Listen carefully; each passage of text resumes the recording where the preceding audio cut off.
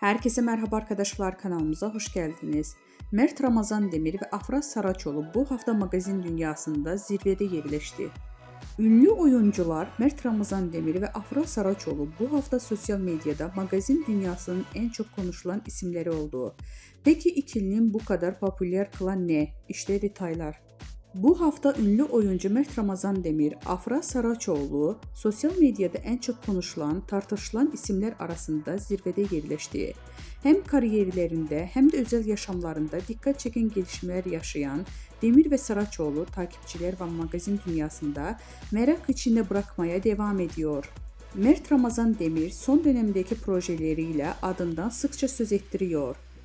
Genç oyuncu son olarak bir dizi projesinde başrollerini oynayarak büyük bir çıkış yakaladı. Hakkında çıkan dedikodular ve özel hayatına dair sorular ise Demir'in sosyal medyada yoğun bir şekilde konuşulmasına neden oldu. Öyle ki Demir'in hem sahnede